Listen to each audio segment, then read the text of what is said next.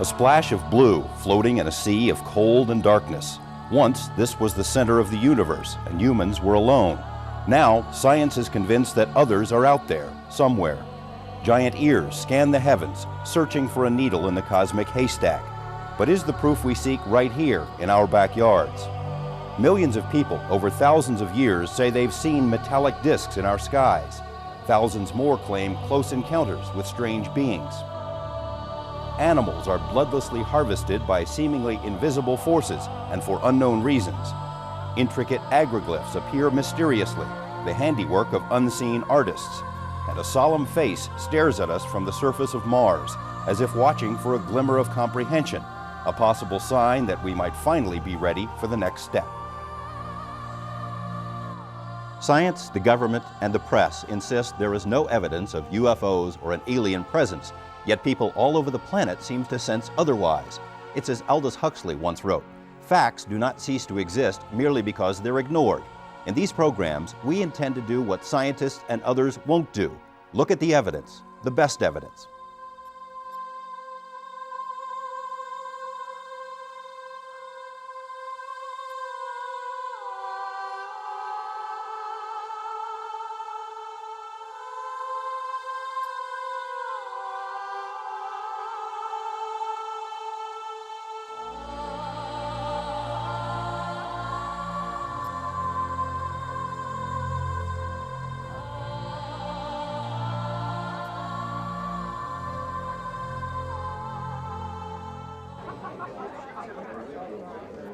Well, we just started making these things, and this was an opportunity at this exposition to show them. We thought it would fit in very nicely, and we thought it fit in with the program.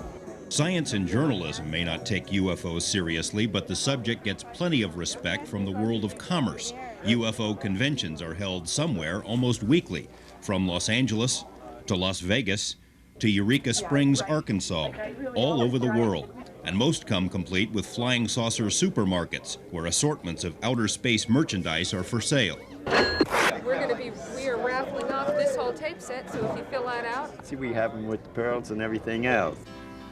T-shirts, hats, videos, bumper stickers and board games, motherships bedecked with magic crystals, glow-in-the-dark planets, alien masks and alien models, alien abduction protection kits.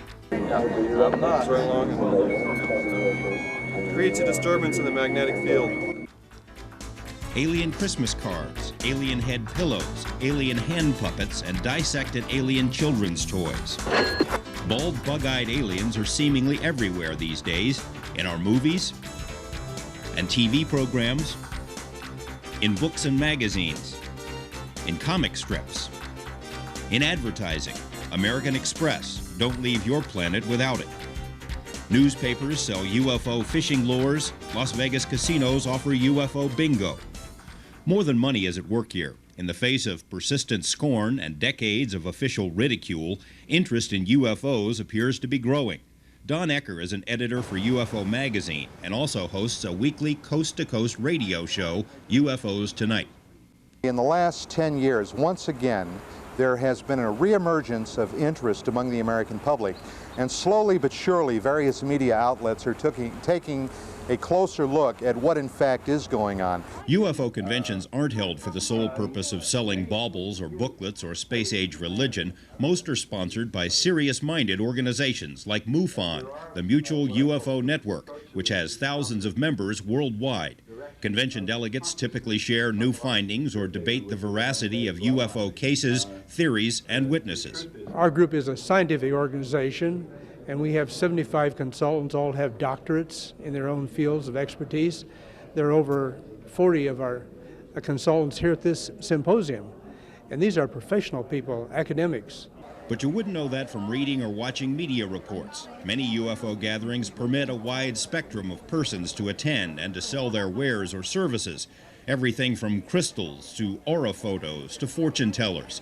Subsequent media coverage of UFO conferences usually focuses on the oddball elements, whatever is most colorful. And the serious research gets left on the editing room floor.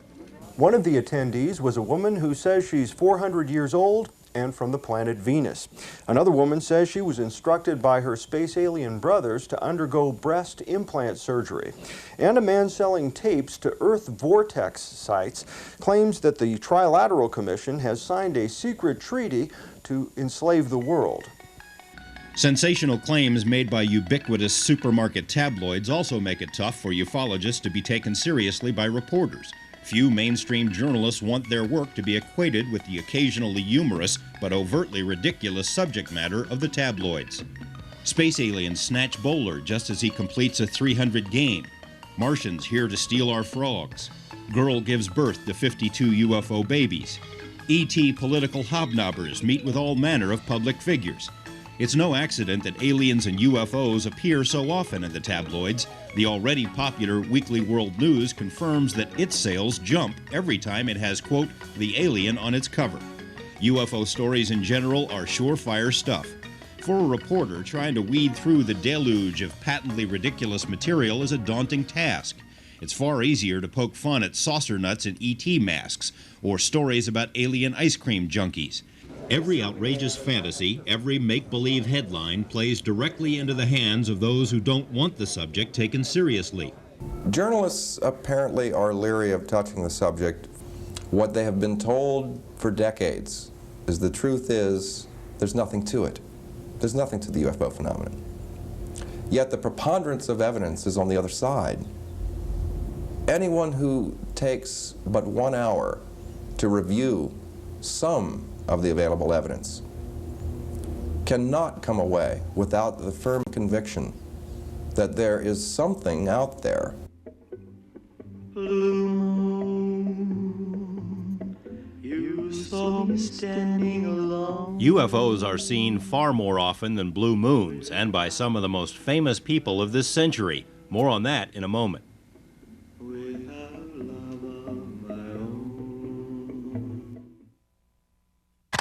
Sheffield, England, 1962. Ramey Air Force Base, Puerto Rico, 1967. Brazil, 1978. California, 1990. The Hawaiian Islands, 1974. This drawing shows what witnesses reportedly saw flying over France in 1952. Nearly identical Saturn-like shapes have been captured by photographers the world over, off the coast of Brazil in 1958, again in Brazil during 1976, Thailand, 1973, Sicily, 1987, Japan, 1989. This famous photo was snapped by farmers in McMinnville, Oregon, 1950. 4 years later, a military pilot in Europe photographed what seems to be its near double. This whirling burr-like craft was spotted over California in 1964. 25 years later, Russian witnesses described the same craft. People all over the planet have seen remarkably similar objects. It was dark, there was 3 or 4 of us running along, and all of a sudden it was daylight, just brighter than all get out, and yet you could see over yonder that it was dark. The same bright red color, and wasn't blinking or nothing. It was just like a ball of light. What I saw were these balls of light traveling from the west to the east, all the way across the sky. It was just a bright light, yeah. And it would dim and get brighter, and it would just stop and hover sometimes. Did you see that? You know, everybody's, did you see that? You know, and everybody saw it, but nobody had an explanation. And UFOs don't seem to know that they don't exist, nor do they seem to care. They keep popping up in apparent defiance of science and the media, which is the main reason public interest in the topic remains high, and why the public doesn't seem to buy the official explanations. Opinion polls consistently show that well over half of all Americans believe UFOs are real, possibly alien craft. In 1993, a non-scientific survey by USA Today revealed that an astounding 91% of its readers believe Earth has been visited by extraterrestrials. While there is no central collection point for all UFO data, much information is available today through computer hookups. John Komar runs an international computer network for MUFON and says he's received 15,000 communications in 2.5 years. Input we get is worldwide. Information we get are from researchers, scientists, astronomers. Information that would take an individual years to obtain is at their fingertips. Komar, who has worked for a major airline the past 26 years, is one of an estimated 20 million Americans who say they've seen a UFO. Contrary to the stereotype of UFO witnesses as attention seekers or wackos, most witnesses are considered stable and are generally reluctant to discuss their sightings. Even government studies estimate only 2% of reported sightings come from people with mental problems. Still, unfounded perceptions about flying saucer sightings persist, discouraging some of the best witnesses from telling anyone about what they've seen. Pilots are really reluctant to discuss any UFO sightings in public or to go public with it. But they see them. But they do see them, yes. Yes. Quite a lot. Quite a lot. One researcher estimates about 20,000 cases of pilots seeing UFOs during flights. The sighting that we saw was just right up over about that tallest tree there. Right. Taylor Blair of Memphis is one such pilot. He's been flying since he was 18 years old, everything from B-29s to small Cessnas. What he and 8 other people saw zipping around over his backyard one night was unlike anything he had ever seen before. We saw 4 huge lights that looked like about the color of railroad flares. And we estimated that the height was about 6,000 feet. My wife, in the meantime, had come into the telephone and called the airport, called the approach control people, and told them what we were seeing, and they said, well, they had a radar fix on something, and they had dispatched a helicopter, police helicopter out. And by the time she came back to tell us, the helicopter was over the backyard also, and apparently trying to climb, but whatever it was, out-climbed him and disappeared. Subsequent news articles suggested the object was a weather balloon, but Blair and the other witnesses, including other pilots, disagree because they say the 4 lights merged into one and then zoomed off at an incredible speed. That would have been some weather balloon. You can't estimate a speed or anything that No, I traveling can't. Pretty fast. Thousands of miles an hour? Faster than I ever traveled in an airplane, I'll say that. In addition to vast numbers of pilots, thousands of police officers have seen, chased, or been chased by UFOs. Veteran police officer Chuck Woodworth and 5 others saw a huge, brilliant UFO in central Nevada. And we stopped the car to look at it because the movement of this light was square. It wasn't a gradual fall or a gradual rise. It went straight up, straight down, and it made square corners. It's a good possibility it is something from somewhere else. Woodworth says he passed on this information to military authorities, but to his knowledge, nothing was ever done. His sighting puts him in some rarefied company, not only with pilots and police officers, but also a president or 2. Jimmy Carter once saw a UFO and even filed a formal statement. Ronald Reagan has had 2 UFO sightings. In one case, he ordered his pilot to try and follow the object. Britain's Prince Charles had a UFO sighting while flying home from a trip to the U.S. The prince's countryman, 2001 author and science writer Arthur C. Clarke, says he has had 6 separate UFO encounters. Boxing great and devout Muslim Muhammad Ali has seen a UFO. Likewise for the king of rock and roll, Elvis Presley. Flamboyant guitarist Jimi Hendrix claimed that a UFO saved his life. Actor William Shatner met plenty of aliens on the Star Trek series, but also claims to have seen what he suspects was an extraterrestrial aircraft in real life. So did Ray Walston, the actor who played the title role in the TV series My Favorite Martian. The late John Lennon said he watched a UFO fly over Manhattan in the 70s. Farrah Fawcett, Ed Asner, Jill Ireland, Phoebe Snow, Sheila McRae, Meredith McRae, Stuart Whitman, Lee Majors, and Cliff Robertson are other entertainers who've reportedly seen flying saucers. Jackie Gleason told his friends and family that he had seen the preserved body of an alien, courtesy of his close friend, then President Richard Nixon. It probably won't come as a surprise that Shirley MacLaine has seen UFOs, or that singer Michael Jackson reportedly was interested in building a UFO landing pad. But other names may seem out of place in such company. British statesman Winston Churchill was so curious about UFOs that he ordered a formal study to be conducted.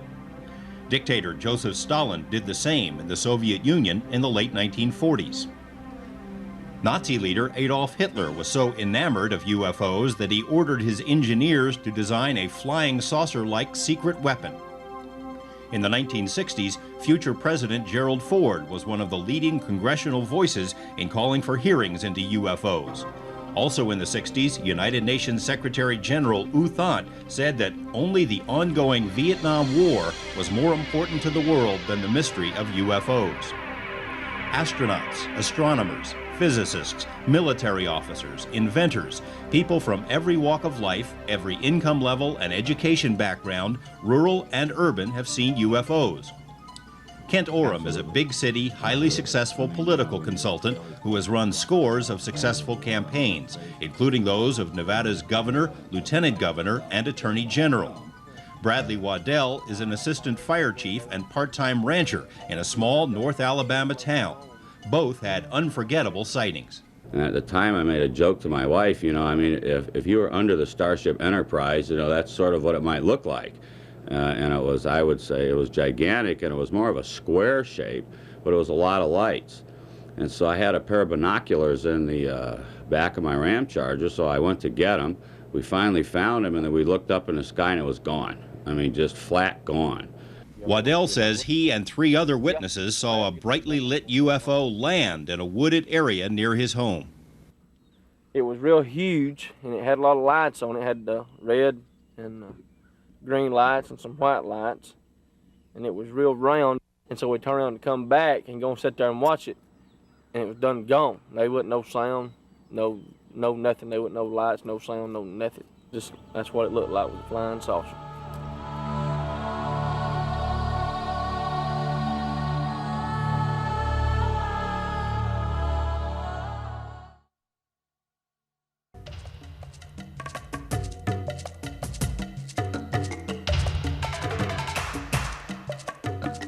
An English scientist once wrote, "It's the customary fate of new truths to begin as heresies and end as superstitions.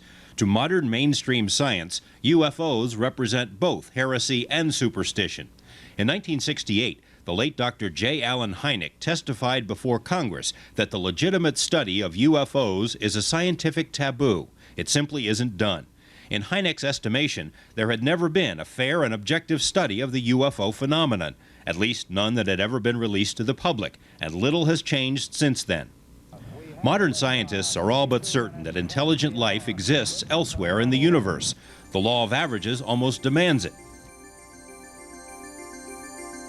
Billions of galaxies, each containing billions of stars, implies there could be untold numbers of other civilizations, societies far older than our own, with greater technological capabilities. Astronomer and pop science writer Dr. Carl Sagan estimates there could be as many as 1 million advanced civilizations in our galaxy alone. But Sagan is also one of the most vocal critics of the study of UFOs. He and others dismiss UFO sightings on the basis of probabilities and what we know of mankind's own technological limitations. In other words, they use theory to explain away data. UFOs can't exist, therefore they don't. Any scientist that takes the time to look at the data and the facts and the evidence accepts the fact that we have UFOs. You have to have an open mind if you simply make the statement that there's nothing to this thing and ignore it. People like Carl Sagan, who's a brilliant astrophysicist, he's never bothered to read the UFO material. To him, there's nothing there, so don't bother me with the facts. One example is Dr. Sagan's 1993 foray into alleged alien abductions. Sagan is certainly qualified to speak about astronomy, but strayed far afield when, in an article for Parade magazine, he flatly dismissed all abduction reports as the result of hallucinations or other mental disturbances. Not only is Sagan lacking in psychiatric expertise, he's personally investigated only a handful of alleged abduction cases. Carl Sagan has what I call the arrogance of ignorance. He is a person who has enough arrogance to believe that he can answer the UFO and abduction mystery through lack of knowledge. He does not know much about the subject of UFOs. He certainly doesn't know anything about the subject of abductions other than what he's read in debunking books, even though he had 7 critics to the article before it was published, absolutely destroying his material, not just on a theoretical basis, but on a factual basis as well. And all of these letters to him before the article was published were simply ignored. Dr. Sagan declined our request for an interview, but his disdain for ufology cuts a wide swath in science and influences the views held by other honest but uninformed academicians. If anyone would bring in some little green men and they would run around on my conference table, I would consider that convincing. See, but absent that kind of physical evidence, I remain very skeptical. To the extent that there ever is any evidence or documentation to be looked at, it is looked at by scientists, astronomers, scientists of other types. It's that in the vast majority of the cases, there isn't anything to study. Well, none of the scientists who talk about black holes have a piece of a black hole either. You might have noticed that. That's part of the problem with not dealing with the evidence. After all, we have 4,400 physical trace cases from 65 countries last time I checked. Now, when people tell you there's no evidence and then ignore the physical trace cases, I've had lab tests done on dirt that's been affected by the saucer compared to dirt that wasn't affected. There's some very concrete and definite differences. If intelligent life out there is found, that will be the most important discovery in the history of mankind, period. Astronomer Doug Hall, like most of his colleagues, would give almost anything to be around when contact with other intelligent life is confirmed. He just doesn't think it's going to happen anytime soon, and is certain there's not a speck of evidence related to UFOs. There is no evidence that we have been visited. The evidence just isn't there. How much study have you done on the topic? I mean, how much of the data have you looked at? I myself, that's not my actual field of expertise, but I've read virtually all of the articles critically that have dealt with it. If Doug Hall were to read every scientific article about UFOs that has been published during the past 20 years, he wouldn't need 5 minutes. Simply put, there have been none. Scientific journals do not publish articles about UFOs or aliens or anything that even hints at such topics. Science has already made up its mind about these matters, and no amount of new information is going to change this perception. There was a reception of 300 PhD astronomers in Victoria, British Columbia, and somebody announced that there was a UFO outside the building. Not one astronomer went out to take a look. It's too big a risk in their profession. If an astronomer, a PhD astronomer, actually saw a UFO, and I know secretly they want to, and then if they reported that to an audience, they may be cut off from their grants, or they may risk the judgment of their peers. Dr. O'Leary has had personal experience with the wrath of mainstream science, but it didn't begin that way. He started on a path that is as mainstream as it gets. A PhD in astronomy from Cal Berkeley, taught at Princeton and at Cornell with Carl Sagan, and was selected over thousands of other applicants by NASA for a manned mission to Mars. He too was skeptical about UFOs, but when O'Leary began to make serious inquiries into the topic, as well as into other so-called pseudo-sciences, he found himself a scientific outcast. People like Randy the Magician, even Carl Sagan, who was a close colleague of mine when I was at Cornell, will attempt to debunk and discredit. It's very kind of knee-jerk emotional response, and it's not befitting of a scientist, because after all, science is supposed to be free and open inquiry into the unknown, and we scientists have tended to forget that. The grants may be the key. Of the $140 billion spent each year on research in the U.S., fully half comes from the federal government. It means that if the government doesn't want UFO research to be done, it simply won't be done. And if it is done, it won't get published anywhere that professionals like Doug Hall would be likely to read about it. Galileo's colleagues refused to look through his telescope because they didn't believe it could make things look bigger. And in the 17th century, the French Academy of Sciences refused to believe meteorites existed because rocks can't fall out of the sky. And so I think that that's what's happening right now with the UFO phenomenon. The leading scientists have gone out of their way to attack ufology. You know, it's been kind of strange with the SETI stuff. You know, they turned on the instrumentation for that microwave searching device. They've gotten $100 million for 10 years worth of listening. And in almost all the articles about that, you'll find an attack on UFOs. Well, we're doing a science, but not that UFO junk. Science is supposed to represent the investigation of the unexplained, not the explanation of the uninvestigated. Today, mainstream science acts almost like a religion, rigid, unyielding, with its own special rules and rights and limitations. Anything which falls outside these rules of reality simply can't exist. Don't worry about the scientific community, because science has become the religion of this period of time. It is not science any longer. It is theology. It is what has replaced theology. This means the study of UFOs is largely left to well-meaning but sometimes untrained, underfinanced outsiders, such as UFO organizations. Many of these amateur investigators, like mainstream scientists, already have their minds made up about UFOs, and this only serves to further lessen the credibility of UFO research in the eyes of already hostile scientists. Most of this attitude seems to flow from the government, or more specifically, from the military, which has a long-standing, documentable interest in ridiculing UFOs and UFO researchers. If the government controls the research money, it controls the research, and it has repeatedly gone out of its way to make certain that UFO studies remain in the company of fairy tales and Dr. Seuss stories. The question is, why?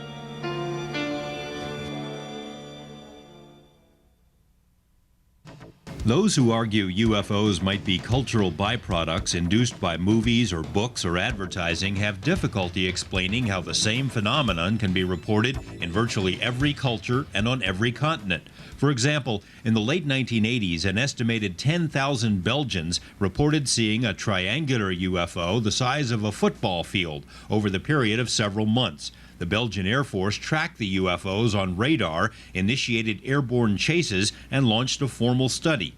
From 1983 until 1986, as many as 9,000 witnesses in the Hudson Valley region of New York and Connecticut reportedly saw a nearly identical flying triangle, along with huge aerial boomerangs. Several photos and videos of the objects were captured. In the southeastern U.S., the same huge triangular mystery craft has been seen by scores of longtime residents dating back to the 60s. We've seen planes and helicopters and stuff. See, like I say, that'd just be sitting still, them lights, and then all of a sudden it just, and then it'd be gone plumb out of sight. Next thing you know, just gone. Well, just like it's happening. It looked like, well, it looked like it was just moving like that, so it wasn't going that fast. The way it come over us, we thought we were about to decide to stop on us nearly, but it hadn't. And then when it was like thunder, it's gone. It's like poof. Yeah, but we didn't see it speed up. We don't know what happened to it. We just didn't see it no more. It's gone. Now, reports of this same flying triangle are surfacing in Africa. Africa, Belgium, New York, Alabama. 4 distinct cultures with different influences. Books and movies didn't make them all see the same thing in the sky. What's more, the late Dr. Alan Hynek in his book Night Siege asserts that at least 100 other communities have seen the same big triangle since the mid-1970s. It has been this way since the beginning of recorded history. UFO-like vehicles are found in ancient cave drawings. There are numerous references in the Bible, which could just as easily be attributed to aliens as to angels, including the prophet Ezekiel's encounter with a burning bronze wheel from the sky and its 4 otherworldly passengers. Ancient Egyptian, Chinese, and Mayans reported flying machines and odd beings very similar to modern UFO sightings. Australian Aborigines and indigenous American tribes tell similar tales of beings and craft from the sky. The Greeks and Romans called them flying shields or chariots. In the Middle Ages, Irish scribes wrote of demon airships and the strange beings who flew them. Wood carvings from 1500 Switzerland record unusual balls of light, seemingly controlled by some intelligence. And hundreds of strange airships were reported in newspapers all across the U.S. during America's first great UFO wave. That in the 1890s, years before dirigibles or the Wright brothers' first flight. I would not exclude categorically that we had a high technological civilization on Earth. Why not? There is still the story of Atlantis and all these things. But even if we had a high technological civilization in the past, this again does not exclude the extraterrestrials, because anyhow we have clear writings, even with interviews where mankind asked their teacher, where you came from? And the answer is, we came from the universe. UFOs have come in all sizes and shapes over the centuries. Cigars, discs, fireballs, footballs, barbells, boxes, diamonds, walnuts, and washtubs. We can't say for sure how many sightings there have been, but it's likely that 90% of them are nothing to get excited about. Meteors, for example, are sometimes mistaken for UFOs, as this one was back in 1972. Some clouds look like UFOs. Atmospheric phenomena, including ball lightning, can also be mistaken for flying saucers. Weather balloons, too, and conventional aircraft. The most common UFO culprit is probably the planet Venus, along with other stars and planets, according to many astronomers. While it's true that 9 of 10 UFO sightings are probably mistakes, it's also true that 9 out of 10 are never reported at all. The main reason for that is fear of ridicule. Just a perfectly straight line. It was going too fast for anything we've got. J.B. Langley has spent his entire life in the Appalachian Mountains. He and nearly every other member of his family have seen UFOs, which they called ghost lights, as far back as the 1930s. They haven't tried to get rich. They haven't asked for attention. In fact, the Langleys have been afraid to talk about what they've seen until now. Sort of like everybody knows everybody, and you get to going around spreading rumors like that, they say, well, he's nuts. And pretty soon, well, you wouldn't have anybody to talk to. But you know what you see. And you know whether you're imagining it or not. And I know some of the stuff I've seen, I didn't imagine it. Langley's fears are well-founded. If you see a UFO, you must be unbalanced. At least that's a prevalent view, even for highly credible witnesses. In 1979, a decorated Tennessee police lieutenant, along with 7 other officers and 12 other witnesses, watched 2 UFOs perform incredible maneuvers for several minutes. A psychologist later surmised that it was all in their heads, brought on by stress.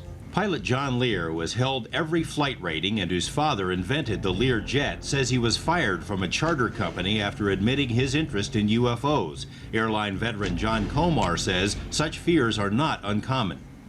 I mean, would an airline actually fire someone who reported one of these things? Quite possibly. A more practical problem in getting people to report UFOs is that no one seems interested in taking such reports. UFO organizations will listen, but few people in official positions want to be bothered. Just try it sometime. Call your local airport control tower to report a UFO and see what happens. They simply don't want to hear it. Most police agencies will listen to UFO callers, but not because they want information on the sighting. Many times they keep the caller on the line long enough to determine if he or she might be unstable. And military authorities are adamant in their statements that they have no interest whatsoever in UFOs. Air Force spokesmen will tell the caller that they stopped taking UFO reports in 1969, a claim which, as we'll learn, is far from credible.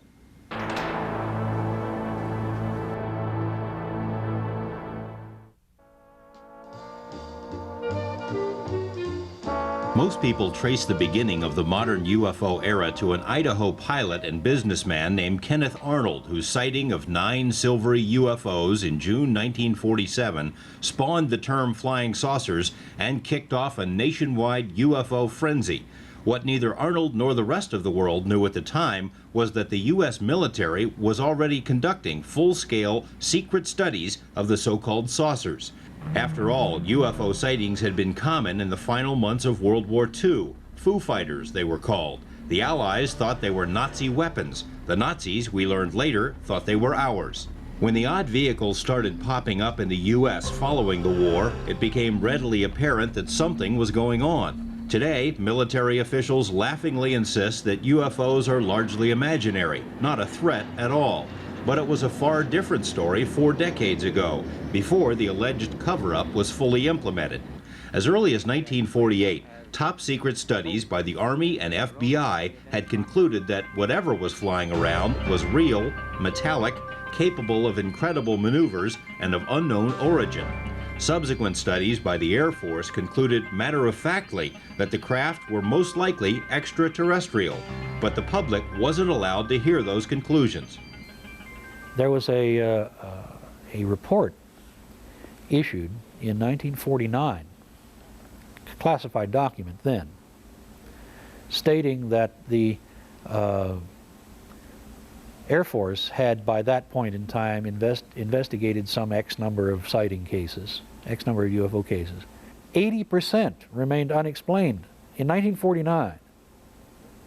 Yet they were telling the public at that time, in public press releases dated the same month, that only 10% remained unexplained. Flat out lie to the press. Why did they do that? It is a question that is still being asked. Why? Whatever the answer, the Pentagon's approach to UFOs changed, encouraged by recommendations from the CIA, which urged that UFOs be stripped of their aura of mystery, lest some foreign enemy exploit them. From the early 50s on, military studies of UFOs were, in the view of many, little more than public relations exercises. Yes, there has been a clear-cut, solid, strong, I'll call it propaganda effort of disinformation right from the start. In the ensuing decades, hundreds of former military personnel have come forward to tell of their UFO experiences and of the evidence they viewed with their own eyes. We succeeded in getting collecting information probably 2 or 3 times a week. And some of the cases, of the contact cases, were quite spectacular. They were seen to descend and land on the ice. They were seen to take off from the ice and snow. They were seen to land in the water up there, the open water, and descend underwater. Others were seen coming out of water. They were traveling at such rates of speed. The sweep on the radar comes around every 5 seconds. The rate of speed was so great we could not, it disappeared off the radar before we could get a, check the speed on them. How fast is that? Well, it was well over 2,000, well over. And this is back in the 50s? This is back in the 50s, yeah. The next morning, the Alaskan Air Command issued a general order to all personnel and civilian personnel, all military and civilian personnel, a gag order, in essence, that what you thought you saw and heard on the previous day to this directive, you did not see and you did not hear. And it did not happen. Critics insist that a secret of this magnitude could never be kept, and that even if it were, the Freedom of Information Act would allow access to all relevant government documents. In reality, this isn't much of a secret anymore. Too many people have testified about their personal involvement in UFO intelligence operations. The question is, why have so few people paid attention to those stories? As for the Freedom of Information Act, it's been invaluable in forcing the release of thousands of UFO documents, but even its greatest supporters admit that the most sensitive information is still being withheld. Those documents which are released are often heavily censored. Many files are never released at all. The very existence of other records is falsely denied. We're dealing with the biggest story of the millennium. Certainly worthy of the attention of the news media, the historians and scientists and a lot of other people, namely that the planet is indeed being visited and that the best evidence has been kept secret successfully for 45 years. On New Year's Eve 1978, a TV crew flying between New Zealand and Australia captured some amazing, if bumpy, footage of a bright object which seemingly danced around the plane. Debunkers dismissed the footage, saying it showed, depending on the critic, a planet, a meteor, a plane, headlights, a lighthouse, moonlight on cabbage patches, and other unsupported excuses, even though radar operators confirmed it to be a solid, moving, airborne object. Similar footage and photos have been captured all over the world. Guatemala, 1976. Southern England, 1973. Italy, 1960. Belgium, 1977. It is abundantly clear from the photos and witnesses that the UFO phenomenon is not an American mystery, it's a worldwide mystery. Saucers, discs, cigars, and fireballs have been seen in virtually every nation on the planet and have been studied by numerous governments. But like the USA, most governments are not very forthcoming about UFO information. British writer Tim Good, whose best-selling book, Above Top Secret, details UFO cases worldwide, is convinced there is cooperation between governments in maintaining a cover-up. Many governments haven't the faintest idea what's going on. They have no need to know, and they haven't been filled in on the full picture by any of the major world powers, in my opinion. So it's not a worldwide cover-up to that extent, but there is an interchange of information, but at an above top secret level. You're certain of that? I'm absolutely certain of it, yes. Good's contention is supported by Robert Dean, a military intelligence officer assigned to NATO headquarters in Europe during the 60s. Dean says he personally read an extensive report on UFOs prepared for NATO allies. The conclusions were basically in 4 parts.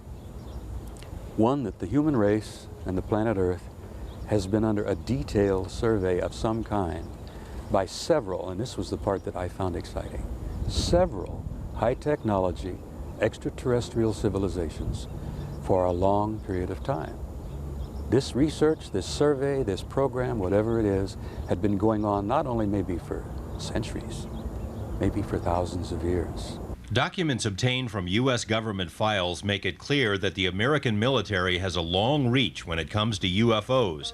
In May 1986, for example, the Brazilian Air Force encountered at least 20 UFOs in 3 distinct formations, so many UFOs that their radar scopes were saturated. This self-described close encounter was kept under wraps, with the official reports ending up in Washington. June 1980, Peruvian jets had 2 encounters with UFOs and fired on one object. The shots had no effect, and the UFOs outran the jets. Pentagon documents show the Department of Defense got the files from a source in the Peruvian Air Force. Bolivia, August 1979. An object from space, 3 times the size of a basketball, was found on a farm. Film of the object was quickly sent not to the Bolivian government, but to Washington. Finland, 1982. Belgium, 1990. Nepal, 1968. Ghana, 1987. All of these foreign UFO incidents somehow found their way into the files of American intelligence agencies, but few were reported publicly. Cooperation from friendly countries is one thing, but what about our enemies or former enemies? How do they handle the UFO matter? And is there any cooperation between them and us?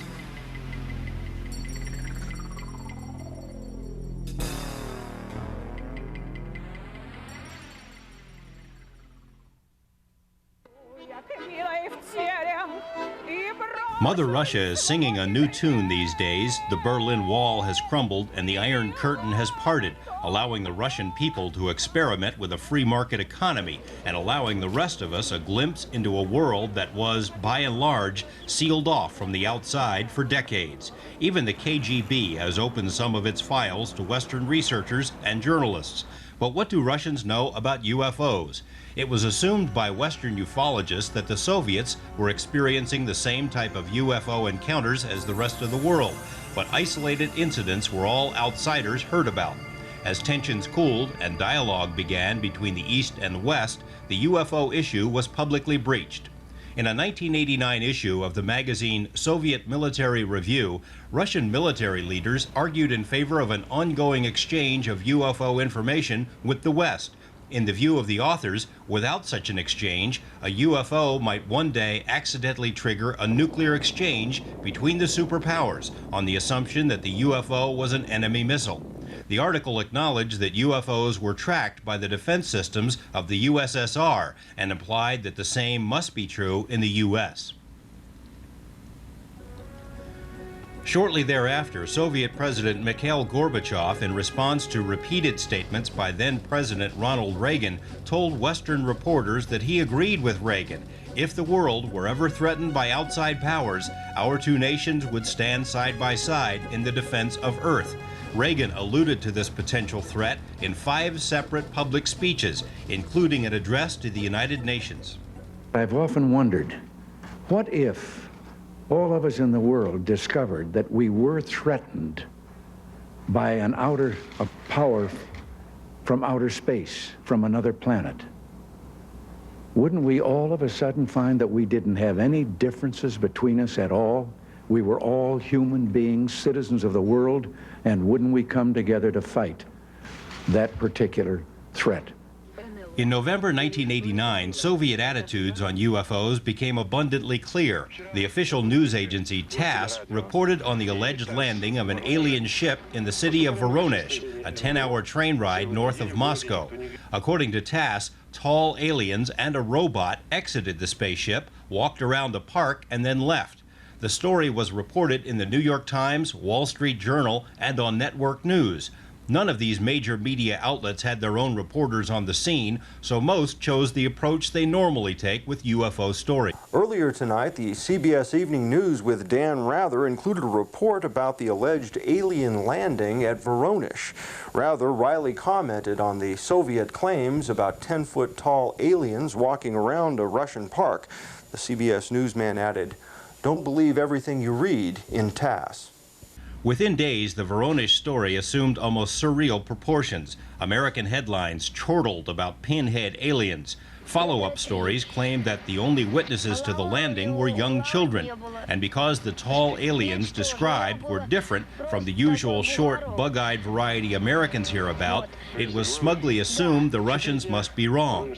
So much superfluous information was added to media accounts that it took only a few days to generally discredit the entire event.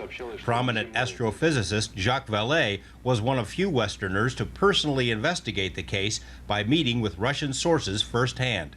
In Voronezh, there were many cases, not just the case that made the newspapers, not just the case that was reported by TASS with the school students.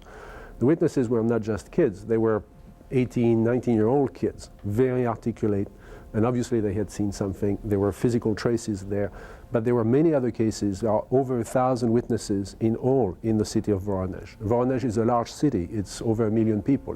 What they showed me was, the film, the physical evidence. They told me about cases in which, for example, an object hovered near a nuclear power plant in Voronezh, and a beam from that object melted the asphalt there, and that's what they are studying now. The story Americans read was much different from what the witnesses say happened at Voronezh. Inside the USSR, the incident helped unleash a long pent-up interest in the UFO topic, an interest that, by decree, had been dormant until Glasnost and Perestroika. Suddenly, Russians were flocking to newsstands to buy the same sort of UFO tabloids that Americans buy, filled with lurid, sensational stories about nasty aliens and their dubious intentions.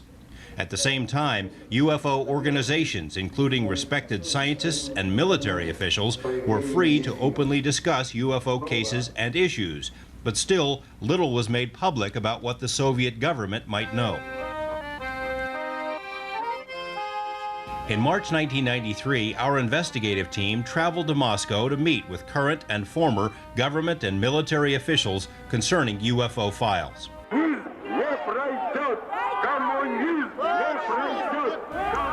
The journey was undertaken during a period of dramatic political and social upheaval in Russia, but few events could be as dramatic or as important as what was uncovered about UFOs and human knowledge of the alien presence.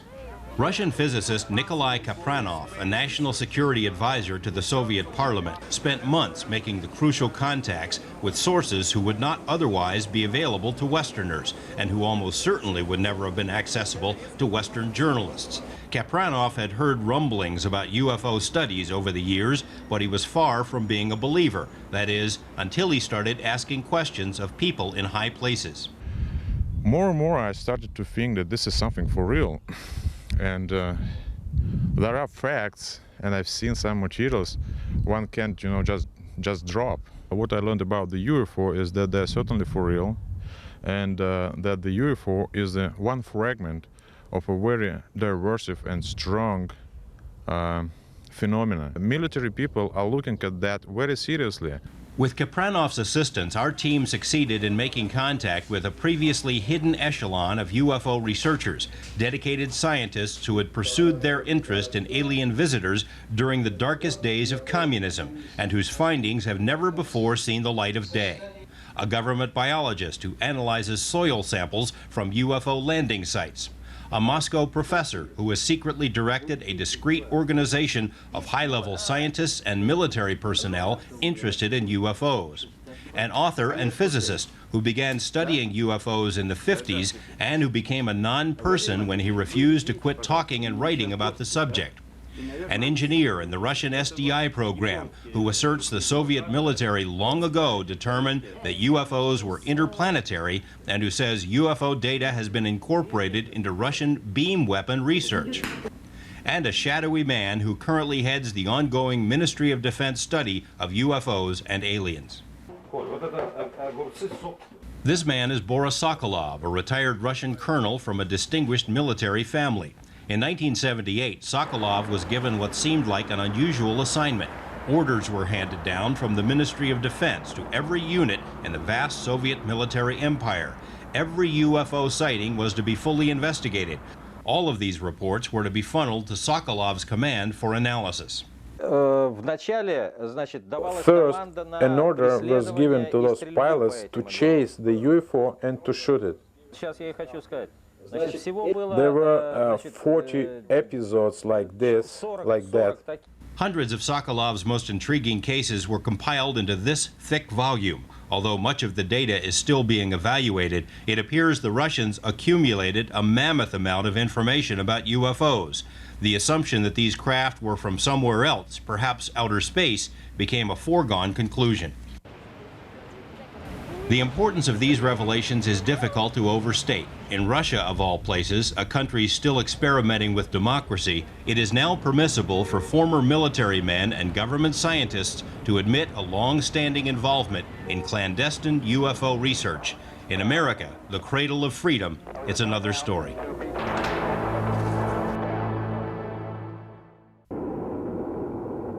The Pentagon, CIA, FBI, and other intelligence agencies deny any interest in UFOs, although their own files indicate otherwise. Mainstream science says UFOs can't be true, so they won't be studied. Big-time journalism won't touch this story with a 10-foot typewriter.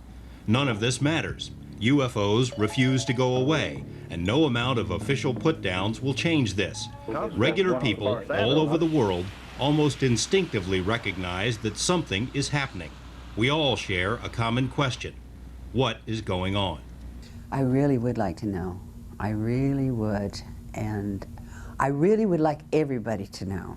Oh, I'd absolutely like to know what it was. I know, just as sure as I'm sitting here, that there's too much evidence here and out there. And hopefully at some point there will be outrage to the point where people will begin demanding of their elected representatives just what in the hell is going on. And we have enough information to go by where we don't even have to wait for the government to come forth with information or disinformation. We already have a lot of information in the public domain. So now it's incumbent on us scientists to get to work and see what we can figure out with this. If you're not concerned or interested in this, you're simply uninformed.